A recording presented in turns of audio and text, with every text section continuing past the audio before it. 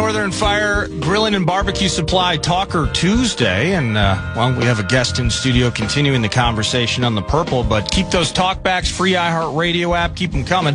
One of you is going to win a $25 gift card to Northern Fire Grilling and Barbecue Supply. Hey Nordo, hey PA, this is Paul down in Arkansas, but I'm a diehard Viking fan. I think that this is JJ's time to shine, and if he doesn't, then Kyler's going to get the start. Skol, Viking! A Northern Fire Talkback Talker Tuesday.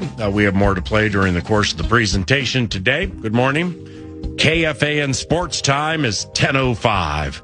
Joining us now, a weekly component, 9 to noon. Very happy to have him for the last several years. Ben Goessling, Star Tribune, StarTribune.com. At Ben Goessling via X.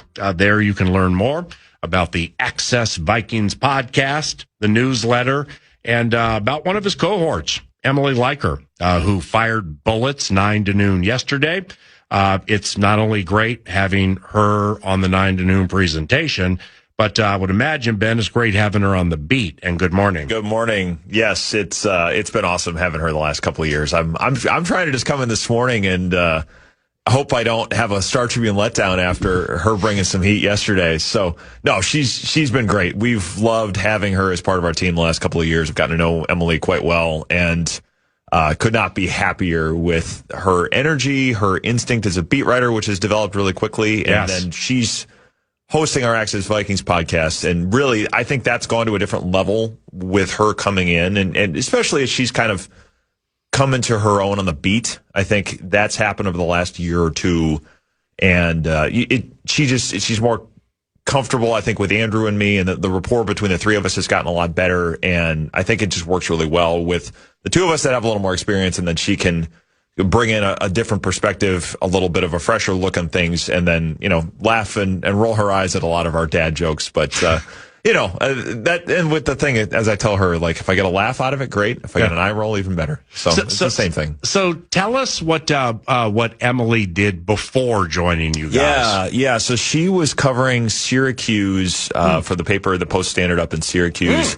Had been doing that for a couple of years, and then all Syracuse or like Boeheim's team or what? Primarily football, I believe. I don't know if she ended up helping out with basketball much at all. But when we added that fourth position a couple of years ago, she came through the interview process, and we talked with her a couple different times. And yeah, she came in, and it was impressive to hear some of the ideas she had of like, hey, I've looked at what you guys do, and here's where I can accentuate that, and here's where I can bring a little different element to it. She did a big project last year on Justin Jefferson's sort of budding fashion career. Like, he ended up in the Met Gala, and then some of this stuff, it's like, I'm not paying attention to that and the pop culture side of things, but she had a really interesting perspective on it, because he talked about, like, I wear sunglasses as a fashion thing, but a lot of times he'll wear sunglasses in press conferences, where his thing is, like, if I put the sunglasses on, it's a little bit of a cape. It's a little bit of a, like Batman putting his cowl on. Like, I'm taking on a little different character, and this idea of his fashion sense as a window into how he thinks and how he looks at areas where he may be not comfortable all the time. Talking to people publicly and knowing every word that you're saying is streamed is something that not everybody is completely comfortable with, and he does a great job with that. But that little window into his personality and some of the ways that he thinks, we learned some things about Justin Jefferson, the player, from that story, which I remember working and just kind of looking over it and talking with her about it, and she was getting it done. It's like, this takes me into a layer of Justin Jefferson that not many other people could, and you took an avenue to do it that was really sharp. So yeah, we've loved having her as part of our team, and I'm glad she got a chance for more people to hear what she brings to the table yesterday. That's awesome. I had a vocal maintenance day yesterday. Yeah. To step back and just kind of think about some things from a different prism. And it wasn't names and body types, because that's what I was telling listeners yesterday. I'm sorry. It was a practice day off. So it was names and body types in my cul-de-sac of a different variety. But with 3-2. With the Vikings quarterback situation, I just, because I've seen a lot of stuff on social media, and polarizing as it can be, and that's just what it is, and we have to understand that. Yeah. it's a 0 or a 10. Yep. Okay, I understand that. And I'm not mad at it. I'm also not mad at those interested in it because this is a fat, juicy, compelling talker. Yeah.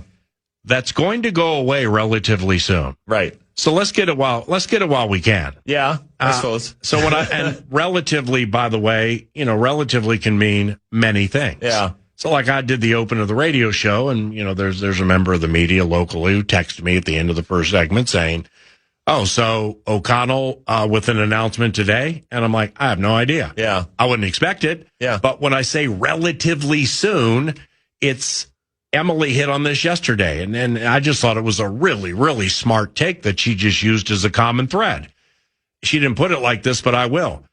The Ravens joints are going to settle so many bets with this team that I think when the Ravens joints are done, they can set the 53 and most, if not all, the practice squad. Well, yeah. I mean, that set of practices is the most important thing that their number ones will do this entire preseason. I mean, they don't even hide from that at this point. Like, they may play a little bit on Saturday in New Jersey, but it's not going to be anything terribly substantive. Those 2 days with the Ravens are what they use as their most important work. Right. So once you see that and who plays where and who's in these spots, it will bring a lot of clarity to a lot of things pretty quickly. And I mean, we have our intrigue with the quarterback battle for now. But yes, it's not going to be with us for another 5 years. It's going to be a matter of days, weeks, whatever. It'll be done for relatively soon. So we have been very excited to have you here for myriad reasons. One, it's going to like FINA, Fairness and 9 to Noon Act. I just want to quickly go over a few things contextually that I laid out over the first 30, 40 minutes of the show with an opportunity to freshen a little bit yesterday. Like gentle reminders, okay? Darnold and Cousins went through almost exactly the same thing everybody's talking about now. 2022 to 2024. Yeah. And when there's something I say that maybe you're on the other side with, then come on in. Now, Cousins and Darnold are or were better than both these quarterbacks that we're talking about now. Yes, I would agree with that. Now, Nordo brought up a good point earlier, which I think further emphasizes the pump the brakes portion of the equation on Kyler and JJ. Darnold and Cousins got all the snaps. And still had problems. These guys don't. Now, secondly, the newfangled running game that O'Connell started telling us about at the Combine, the vertical wide thing, well, that's designed in casting your gaze the way of the season to recognize not only do we need to do some different things, but we may need to run away to take some heat off this quarterback, whomever it is. Thirdly, Flores' defense, the example I used was Lumen last year. You're starting an undrafted quarterback from Minnesota making his debut. In a game Darisaw didn't play, and Grenard might have played 17 plays. So he was part-time guy. Yet the defense also can factor into the raising of quarterbacks. In that Seattle game, you get shut out. All right? But it was 3-0 Seattle middle of the second quarter. And Seattle didn't score an offensive touchdown until 9 minutes to go in the game. Those are the champions. Well, that's part of the context too. So then finally, a talkback, kind of brought this up a little bit earlier, I think. And I don't know if there's hubbub with this or if there's steam, but it's like if Kyler is announced as the number one quarterback into the Green Bay game, and McCarthy being traded. Oh no, this came up Sunday night on the sideline chatting with somebody. It's like somebody asked me how many quarterbacks you have on your 53, and I said 3. It was kind of an eye roll. And I'm like, well, what do you mean? And they wouldn't say anything. I'm like, well, why don't you just say if McCarthy loses, they're going to trade him. I think it would be foolish to trade J.J. McCarthy. So I don't think it would be the team wanting to move him. Why would you? Yeah. I mean, with respect, the other guy has done minimal during the course of his career to ship all your black chips in on him. Yeah. Your hundreds and then your banana chips, your 500s. Yeah. And Wentz can get you around the block 5 or 6 games for sure. Mm-hmm. So, like, is there any, if McCarthy does not win this, like, he potentially could be traded? I know I just hit you with a lot. What do you think of it? I'll start with the trade idea. I think if that were to happen, it would be him saying, hey, look, I want to be somewhere else because I didn't win the job. But to do that, I would think they'd have to have somebody that gives them enough to say we want to do it, because you look at this long term, Kyler Murray is not signed after this year. Kyler Murray has shown questions about how durable can he be. J.J. McCarthy is still signed after this year, obviously, and Carson Wentz is not. Max Brosmer, we have questions about what he's going to be long term, and there's still a lot to figure out there. So I don't know that they would look at Kyler being the starter as like, hey, this is a done deal forever kind of thing, because you still have to figure out, if he's going to get the job, is he going to be worth a long-term investment? That question will not be answered this month or whenever we get the word on the starting quarterback. So I would think if they were to trade him, it would have to be something where it was his camp saying, yeah, let's go out and move. And I wonder where that would go, because is there going to be a spot where he would land that's, hey, this is immediately better off than somewhere I've been and where I can continue to develop? I mean, you're probably talking going to be a developmental guy anywhere else. And low-hanging fruit would be L.A. Chargers, Jim Harbaugh. Yep. I would take J.J. McCarthy before Trey Lance. Yeah, that would be the one. But you come at it from a position of awful leverage. Right.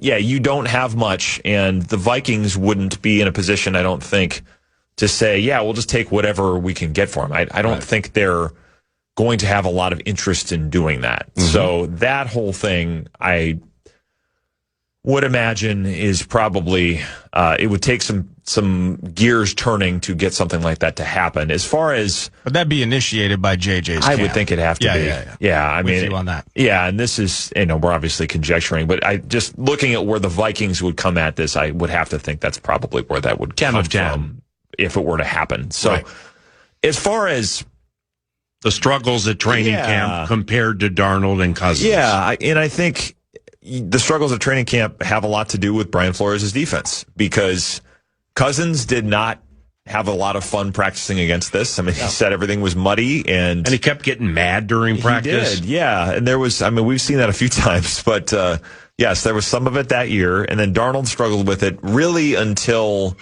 kind of I think it was kind of the joint practices where things started to click for him in 2024. In Cleveland? Yeah. Those Myles Garrett, Christian Darrisaw one-on-ones? Yeah. That's immortality. Yeah, that's pretty good. Those were like I talked earlier, like you could sell price of admission for private one-on-ones between Van Ginkel and Brian O'Neill. Yeah. They're so good, and both guys are completely healthy, and they got a lot of respect for each other. Right. Those Darrisaw, Myles Garrett, those were unbelievable. Different level when it's guys of that level and they're not teammates. But yeah, we've seen a lot of quarterbacks struggle against this defense in practices, because this defense does not necessarily make it very easy. I mean, this has been an interesting kind of back and forth for a long time, and I've had this conversation with both of the coaches, Kevin O'Connell and Brian Flores, just in terms of how do you get things installed against maybe a cleaner look versus this is what we are going to do, and you're going to have to deal with it in practice. And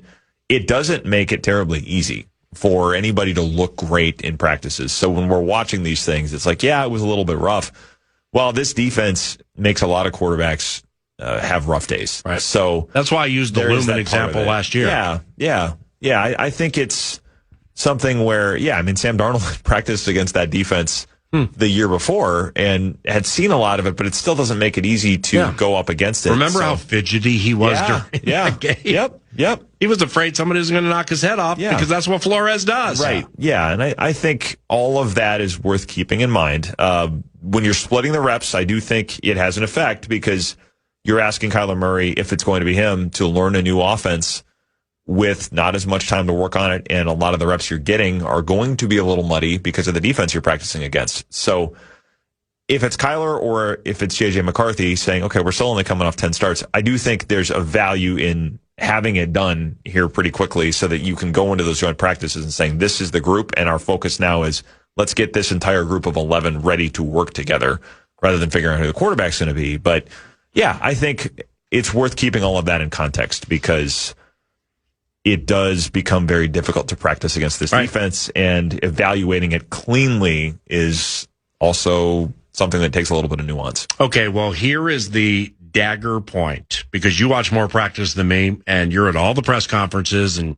you got sneaky background chats with people that I haven't had yet. Mm-hmm. So, is it to your learned football mind knowledge, with what you've seen or what you've heard, that with Murray and McCarthy and the inconsistencies, are they failing to make the routine? Are they failing to make the simple simplistic? Are they messing up consistently the pitch and catch of the easy stuff?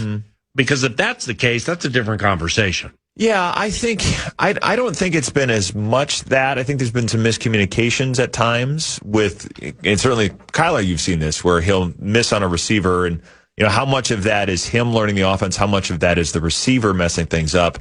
I generally think if you see miscommunication, I tend to err on the side of thinking the quarterback was in the right. I mean, I over the years, figuring the quarterback is going to have a better idea of what was supposed to happen than the receiver. That's generally where my default assumption goes. When you have a new quarterback, that's probably something you have to hedge a little bit there. But I think we've seen some of those things where it's like, this should be a relatively, maybe not easy throw, but it should be something that is straightforward to be on the same page. There's been some moments where that hasn't happened. It's hard to parse every one of those without getting into the detail with everybody of every play. But yeah, we've seen some of that. Well, not making the routine could be, your drops and you're not holding it too long. You fire the guy, O'Connell schemed the guy open, but then it's behind him or a little high, or like the Bredesen example I used earlier at the night practice. That's a simplistic play that every team's going to run 1,000 times this year, because you can get 4 to 6 yards, and if the guy runs through somebody, it might be 8 to 11. But Bredesen had to make an adjustment. So if there have been some of those where both. Yeah, quarterbacks. I think you've seen moments with both of them at times. I mean, JJ certainly has had some of these where it's a guy having to catch a ball off his frame a little more, and maybe a little more of that than you'd like to see. Okay. So, yeah, I think a lot of hitting those throws, I know with McCarthy, that's a lot of what they've wanted to see him get better at. Is that the layering bit? Some of it is that. I mean, when we talk about layering, some of that is a linebacker dropping in his zone coverage, and you are trying to hit, say Justin Jefferson on a dig route, and you have to put the ball over the linebacker and hit him in stride, rather than just putting it on a line drive. So we're talking a little bit about the trajectory of the throw when we use some of those things. But I think there are also moments where it's hit the shorter throw with a little bit of touch and not throwing it quite as hard, or throwing it where the timing gets put off a little bit because of the pace of the ball. So I think it's throwing a catchable ball on time and being accurate with it. That's some of what they've wanted to see him get better at. And we've seen moments of that. We've seen moments where that's been a struggle. We've seen some of those things with Kyler Murray too. And then how much of it is him learning the offense? I think with Kyler, history would suggest, especially during the season, that he's been a pretty accurate quarterback. So you have a little more data to go off of him with that than you would have with J.J. McCarthy, just because he's had a longer career. But yeah, we've seen things where it's like, okay, this could be cleaner than it's been. And there's, I think, a lot of reasons for both of those guys that you see some of that at this point. But yes, I think having the easy throws be easy or simple is something they want to see improve. Okay. Being there for all the work and all the reps, is there any, I had Ron in yesterday and we were talking about kind of getting out of the huddle, getting to the line of scrimmage faster. And if you can remember, really over the course of O'Connell's tenure, that's been an issue for every quarterback, right? We're breaking the huddle with like 14 seconds. Good luck if you got a can of play and make an adjustment pre-snap. Have you seen any intentional aspects of their practices that are really forcing these guys to get that play in or plays in and break the huddle and find their way to the line of scrimmage a little with better pace? I mean, I have to watch a little closer for that. It's a good point because that has been an issue. And I think one of the reasons it's been an issue is, well, this is a feature, not a bug. They want to have the time leading up to it where O'Connell can be in the headset. I mean, certainly with newer quarterbacks, they've used some of that because it cuts off at 15 seconds before the snap. So some of it has been, hey, we want to run this. If we get this type of coverage, this is where the ball is going to be the best place to go. I mean, he is doing that a lot of the times. I remember him talking about that, doing that with Josh Dobbs a lot. And I think there have been times where he has executed that with McCarthy as well, where there's a lot of information coming in before the snap. That does mean that you're breaking the huddle late and the play calls are long. Sometimes they have a can on them and you're trying to get to the line and read things out. So you do have to, from the time that headset goes off to when you're in the huddle and try to get out, there is a lot to do. And I think it's certainly worth keeping an eye on those things. I haven't seen that be a huge issue, I guess, to this point in practices, but it is worth watching. And I think in the preseason games, it's worth watching. They're not going to run terribly complex components of things. And we may see more of this in the joints next week too, but, that has been a thing. And you see that, I can think of that with times with other teams that run offenses similar to this. I know the Packers used to have a lot of issues burning through timeouts where things are coming in late, or maybe it's Rodgers trying to make changes and that kind of thing. But there is a lot of information that has to get dispensed in not very much time. So when teams are burning timeouts or running right up to the snap, I do think some of that is just the processing time to get the play off and get everybody on the same page takes a little bit of work. And part of that, then, that has to lead into the competition, right? I mean, if Kyler Murray, if everything else looks great, but the inability to articulate and get the offense in the right spots, that's a massive problem. If all other things are equal, right, as we judge them on the field. Yeah, I mean, it is one of those things, and it's hard to grade it because we're not in the huddle. We don't hear when the call comes in, all of those things. I mean, the team has all of that. But yes, it is, when they're evaluating this, that's part of it, is how is he running the operation? It's not just what happens after the snap. It's how does he get us out of the huddle into the right play? If there's a change that needs to be made at the line, where there's protection, changing a route, canning to another play, is he making the right calls to keep us out of trouble? I mean, sometimes that's not sexy. Sometimes it's, okay, we were going to run here, but that was going to get stuffed, so let's call something else, and maybe it's an RPO even, and let's throw a bubble screen, or if we have numbers over here. A lot of that stuff, you look at and say, okay, that was pretty simple. That wasn't a play that went for 25 yards, but it may have prevented something from happening that was catastrophic to the drive, and the coaches know all of that. They have all the under-the-hood stuff. So, yes, that does get evaluated, and I think it's an important part of the position. Lastly, 45 seconds, you get it all. Then another segment on non-quarterback stuff. So Kevin O'Connell speaks today. Yep. Do you expect him to speak Thursday before the team leaves Friday? And the reasoning... schedule. Keep talking. Yeah, the reasoning being is, maybe you have the answer to this now. I don't. With the Giants game noon, Sunday, KFAN, do we expect Kyler and McCarthy to both play and both have the same situation? So in other words, Kyler's going to get 2 series, JJ's going to get 2 series. Yeah. Are they both going to be behind the same offensive line? If Addison plays, do they both get him? Yeah. Say Kevin decides he's going to feature Ty Felton in that game. Yeah. Like last year, he featured Jalen Naylor in every preseason game. Yeah. And when I say feature, that means that becomes you get the preseason Jefferson plays. Yeah. Maybe it's Jayshon Jones they feature.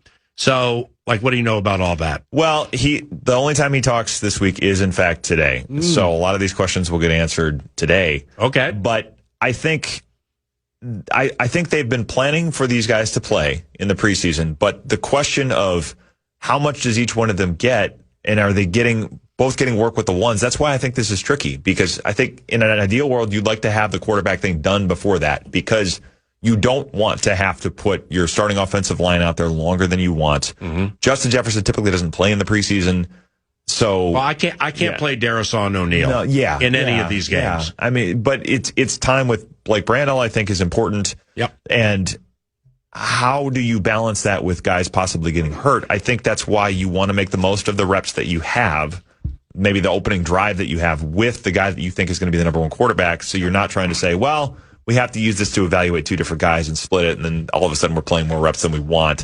I think that would be a reason to say there's a conclusion to this thing. I think they'd like to do that. Doesn't mean they're going to force it to that, but in a perfect world, I think that's what they want to happen, yeah. The Scribe's playing very fast today. Why wouldn't he? It's in response to Emily's performance yesterday. Iron sharpening iron. Quarterback competition, we got B-Rider competition on the radio. It all makes everybody better. It's 10:30 on a Northern Fire Talker Tuesday, and we're back after this.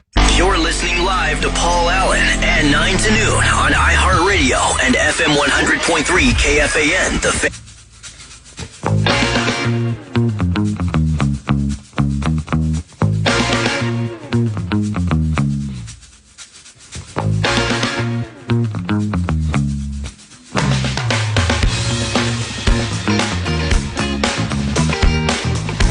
I got a golden ticket. With the Minnesota Sports and Events Golden Ticket Raffle, you can win 2 tickets to more than 50 Minnesota sporting events, including the Twins, the Wild, the Wolves, the Aurora Lynx, United FC, Frost, Gopher Sports, and more. Now through September 30th, so the end of next month. Visit mnsegolden.com for locations, hours, and details on how you could win.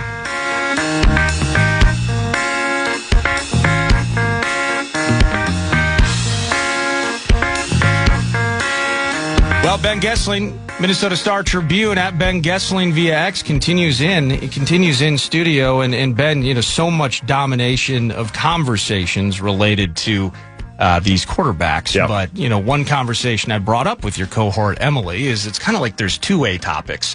One is frustrating, one's tough to glean. The other one's fun in the regard that all these kids, it feels like, are showing out.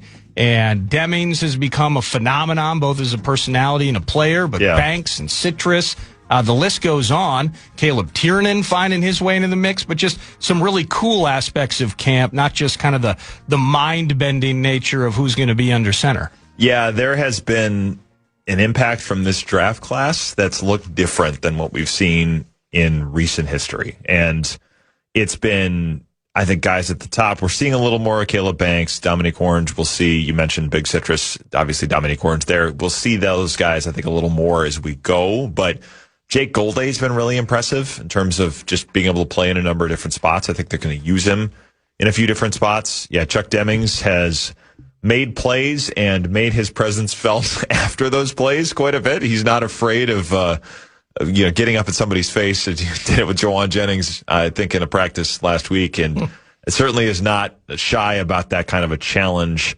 I think those guys, even Damon Claiborne has shown, I just wrote about him the other day, but the level of speed we've seen from him has been unique. I don't think we've seen somebody with that kind of juice in a while, and they have to figure out how to harness that in terms of, is he hitting the right spots on some of these wide zone plays where they want the back to take a certain track? I think a lot of those things are still a work in progress, but they've had a number of these rookies where it's like, hey, this guy could be a contributor with a team that, whether it's been Brian Flores not playing many rookies or not many of them being worthy of the assignment, this has been a little bit different with this group than what we've seen in recent years. And we'll see how that goes as we get into the season. But, certainly some impacts from a handful of those draft picks pretty early. Okay. Now, you didn't mention the third-round safety, Jacoby Thomas. Yeah. Why?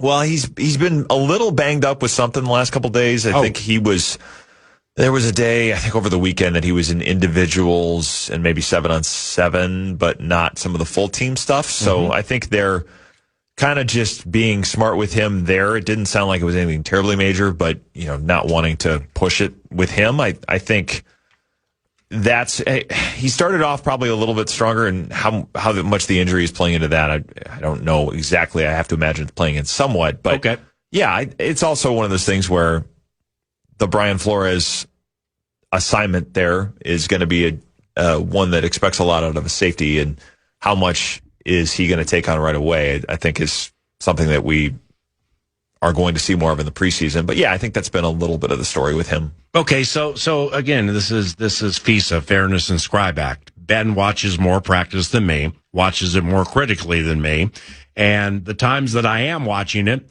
I've seen Demings make plays. Mm-hmm. And the hoopla around it, so I kind of know what you're talking about. Yeah. But nevertheless, in your heart of hearts, does rookie corner Charles Demings get praised more for his social media prowess or his actual plays on the field? He's certainly gotten a fair amount of attention for the social media stuff and just the level of vivacity, I guess, he brings to practice. There's been quite a bit of that where you see him talking quite a bit and you see him talking after plays quite a bit. I think that's been a lot of it, but he had a breakup on, I think it was Saturday. It was just in a red zone drill. He was working on Bryson Nesbitt. So a guy that's quite a bit bigger than him.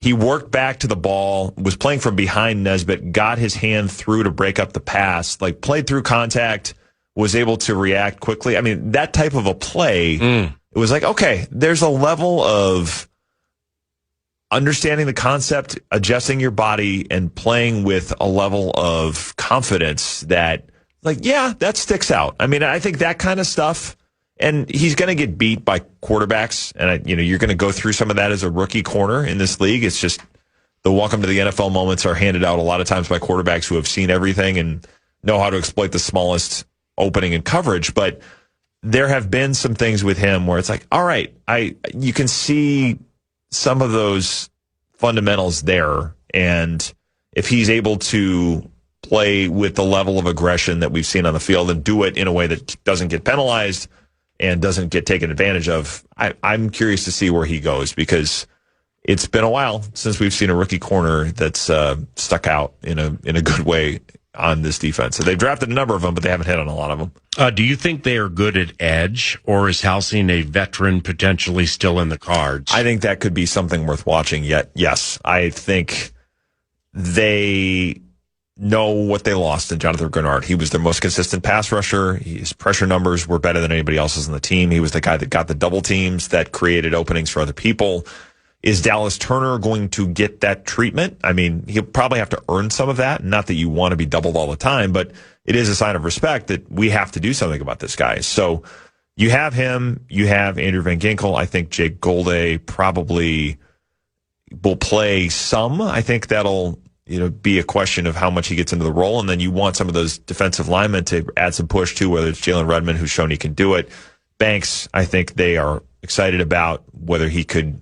We'll see how soon that happens. But yeah, I could see a situation where you'd say if there's another way to add a veteran edge rusher, it would make sense to do it, because they want to use a lot of those guys. They want to, in some cases, have 3 or 4 of them on the field in a passing situation. So I think some more depth there would probably be helpful. Yes. I mean, Bo Richter, we've seen do a number of different things, and I think they're excited about where he's going. But yeah, I think the addition of another pass rusher would make some sense.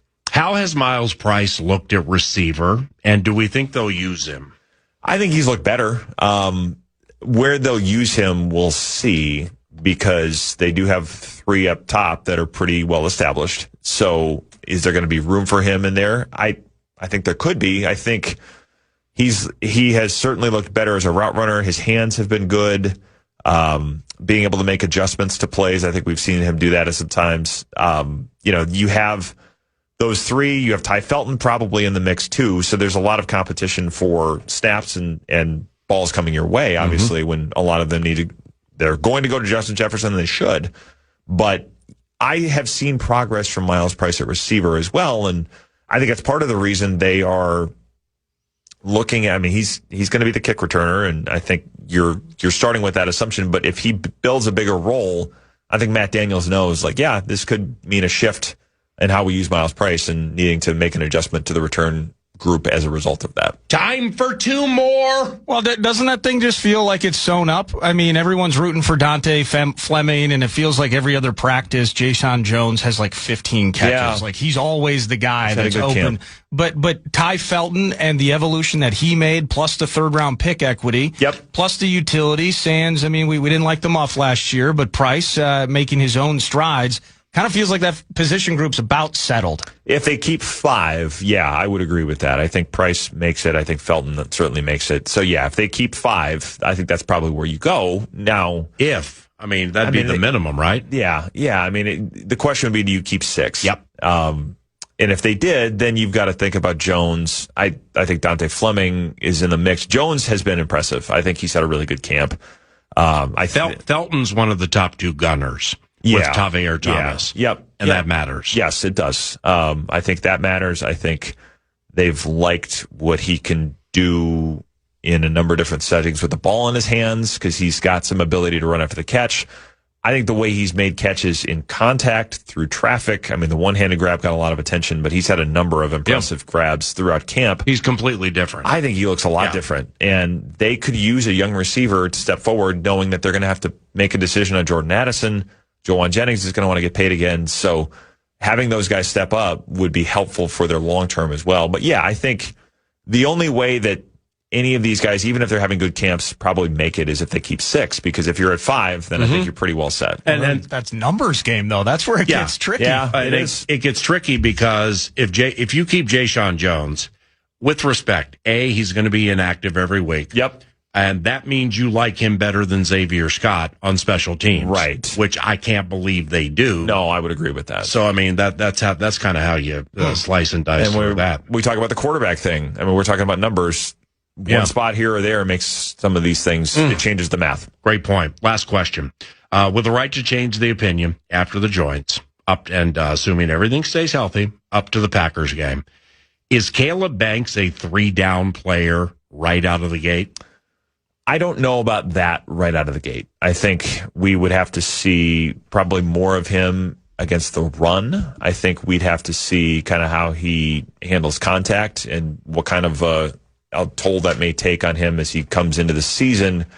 I would imagine that that'll start a little bit more conservatively. I think pass rushing situations, yes, and you can probably put him in a number of different spots, but the idea that he would go out and play, 30, 40 snaps, I think that probably takes a little longer. Week 2. I'm not saying 3-down guy week 2. Yeah. But some would say baptism by fire. Some would say where the rubber meets the road. Yeah. That's Joe Tooney. Hey, Caleb, that's Joe Tooney. Yeah. And he's nearing the end, and he's been in the league forever. Yeah. That's Joe Tooney. Yeah, go out there. Figure out how to get around him. Try to handle a guy like that. Yes, it's so awesome. There's a lot of that stuff that you have to figure out pretty quickly. Yep. So I would imagine it's a little slower roll for him, but certainly he looks the part. So if he shows that he's capable of it, he's the type of guy with the level of physicality and the size to make a pretty big difference. You're spectacular. I'll see you out there today. All right. Thanks, man. Yep. Ben Goessling at Ben Goessling via X covers the Minnesota Vikings for the Star Tribune, StarTribune.com. News do not around the corner. Then after that, we begin two-a-days. The Green Bay Packers are the focus, specifically given they fall. The Lambeau Field game falls at this spot with our two-a-days. Niners a little later in the equation. And we'll do all that when we return to the 9 to noon show on KFAN. You're listening live to Paul Allen and 9 to noon.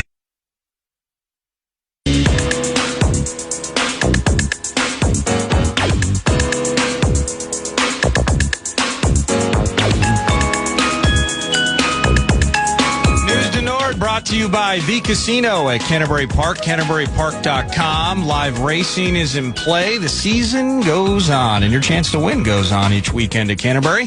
But you can go there anytime, any day, and feel the felt, right? Poker, blackjack, and table games. You got music events and expos, all sorts of things going on at Canterbury. Check it out, CanterburyPark.com. A couple of NFL bits, but first, the Minnesota Twins. Back in the W column after getting meatloaf by the Brewers over the weekend in Milwaukee. They beat Baltimore 9-5 yesterday. Hey, they found some offense. Good for them. Kramer gets the W there, and tonight you're back at it. That was key. It's Ober on the mound. Yeah, it was. Kramer versus his former squad. Now, like Dobnak, we talked about that last week. Uber driver versus his former squad out there nearly twirling a no-no. Yeah. Kramer versus his former squad. Dean Kramer's a middle-of-the-road kind of pitcher, maybe slightly above. Orioles ain't much, but with Gunnar Henderson and Pete Alonso and Jackson Holliday, they got some guys who can really hit the ball. And the last thing you want, as the inner workings of sports goes, is to let your former teammate, your former dog, somebody you spend all the time with on the road, come in there and make you look dumb. Conversely, Kramer doesn't want his former team in his home debut to knock it around the yard. I just love the human nature intangibles of things last night. Those O's had no shot against Dean Kramer. No, it was 7 strong. I think he just allowed the one hit. Oh, he went 7. Damn. Yeah, and then 7 Ks is part of that, too. So he did to them what Dobnak did to us. Yep. And it was a beautiful thing. Hopefully the same happens this evening as Bailey Ober is on the mound, 6:40 start. And the Twins right now, 2 games under 500. And they're 3.5 out of the division, 1.5 out of the wild card. Crazy. A couple NFC East bits for you here is sources are saying that Quinnen Williams and the Cowboys, he's going to be wearing the star for 2 or 3 more years. He agreed to a 3-year, $105 million extension. So you're looking at them boys, and they have D. Winters, former linebacker, added him out of San Fran. They added Rashawn Gary out of Green Bay. Kenny Clark's old boy. Kenny Clark's still there. I don't know who Ogbania is, but he's in the mix. That free agent Jalen Thompson out of Arizona. Clearly an emphasis on defense for one of the best offenses in the NFL under Mr. Schottenheimer. Well, they used the franchise tag on mercurial wide receiver George Pickens. George was a holdout, then he was a hold-in, then he got the franchise or whatever. Quinnen Williams got the extension Pickens wanted. George is like, father. But I would rather have Quinnen Williams than George Pickens, so I understand what they're doing. To the birds of a different variety, the Eagles. This is courtesy of Vic Fangio in regard to Jonathan Grenard and his pec injury. Quote from Fangio, "We ain't going to see him for another couple weeks at least." Wow. So hopefully the fact that he says another couple weeks, that while he's on the PUP list now, this is not, for Grenard's sake. I ain't rooting for the Eagles, but you get my point. I don't want injuries. I want Grenard to be happy and healthy. So I hope it's not like a season ender for him, but he remains on the PUP, and no update in terms of his timeline to return with that pec. And that's the A topic with every team this time of the year is A, stay healthy. B, if you're not going to stay healthy, then let's try to hope that it's not the best of the best on our squad missing weeks. Yeah. Like in Chicago, it's been a bad training camp run for the Bears. They lose their prized free agent, Kobe Bryant, for 2.5 months. Yep. And Luther Burden is not going to practice the rest of training camp at least. And he's super steaming. So, old beloved BJ has the injury bug out there Chicago way. Yeah, and the kiddies with Cade Mays, right? Cade Mays is out for 2 months plus now. The center they got from Carolina to replace Ragnow. And that was somebody that Vikings fans were thinking about during free agency. If you're going to bolster the position, it was Drew Dahlman a year or 2 ago as the top center, regardless of how much you knew about him. You just heard that he was probably the best available. I think that was similar with Cade Mays this last spring. If you're going to get one, that might be one. And I believe it's his wrist, but he's out for wrist. He's out for a couple of months. I think they got Juice Scruggs, and then there's a Seth somebody maybe that they're having filling in, but we shall see. The Lions are also still down both of those good safeties. Yeah, Branch and Joseph. And Branch will start the season on the physically unable to perform.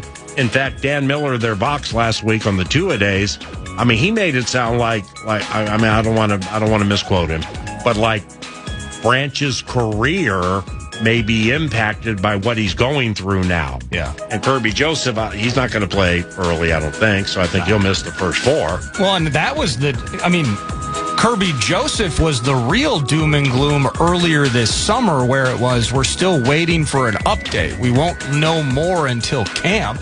as to his availability, Kirby Joseph's, for 2026. Like, wow.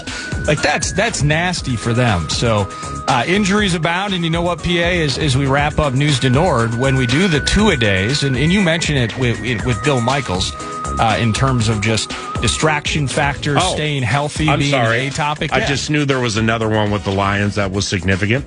Isaiah Pacheco hurt his knee. And that, if I'm a Lions fan, it's touch and go here with this Pacheco knee. So I certainly haven't talked to anybody about it, but I haven't learned enough about Pacheco's knee to know if there should be doom and gloom around it. But it happened yesterday. And so I just see that he's going to miss time. Ooh. That's a little ambiguous. Okay, so you got the Pacheco knee, you have the Mays wrist, you got the nice safeties. Neither one will start the season. Yeah. You got the fourth place schedule. Things have a way of evening themselves out, you know? Oh, yeah. And just wait until we get to them Niners. The Mexico City game, week 11. Oh, wow. If distraction factors that's right. That's in Mexico City. My bad. If distraction factors are a thing this time of year, my goodness, you'll have to prove it to me that a team is dealing with more L's than the Niners are right now. Just all kinds of crap going on with them. Well, in knowing that you were handling that, the only thing I looked at with the Niners, which I'll lead with at 11-20, 11-25, was their season wins total. So just empty your heart right now and just go with what hits your football mind. 9.5. Their season wins total is 10.5. It is still 10.5. Yeah. Okay. Do you like that over or under? Of what you've studied. At this moment, I like them under 10.5. A lot? Like Lions a lot, like last year? Like I'd definitely, if I found myself at Diamond Joe's, I'd throw 100 on that. Yeah, it's a fill the tank, right? It might be. Yeah. And the NFC West. I mean, it's like I did a hit this morning with VSIN and Jensen Lewis. They kept calling the NFC North the best division in football, and okay, it can be argued that way. But in the NFC West, the Rams are favored to win the Super Bowl. Yep. Their season wins totals 11.5. The Chickens are the defending champions. Their season wins totals 10.5. The Niners are 10.5 with all these L's that you're talking about. Yep. So if you got the favorite to win the Super Bowl and the reigning champions, inherently that kind of makes it the best division in football. But the fall off to the Cardinals. Yeah. I mean, talk about evening things out. Holy cow. Get a parachute. But see, to that end, though, that could speak to the Niners because all the distractions can be there, and I'll run through them later on. Yeah. It's still Shanahan. Yeah. It's still Christian McCaffrey as long as he is healthy. They're gonna find something weird to do with Debo, and Kittle will come back at some point. Like it's still, and that defense, they got Raheem Morris in the mix now, and I wonder what that looks like. Certainly a little bit different. Bosa's back, only played in 3 games a year ago. Oh wow! Like they have the right to still be very good, and they do all get 2 in that division against the Cardinals. They do get 2 against Brissett. Yeah. So it's difficult, but I think that's the best division maybe in terms of, cream of the crop. I think it's hard to argue that the NFC North may be the most pound for pound, most competitive and brutal division to try and find your way out of in totality. So what are we talking about? Two-a-days, which we started last week. Those are the 49ers. That's 2 segments from now. Around the corner, radio juggernaut Bill Michaels. Chats about the Green Bay Packers. That's where we are with Week 10, the Lambeau game. And Bill Michaels will join us around the corner, give us a little Packer preview on KFAN. This is 9 to noon on The Fan. From the 1-800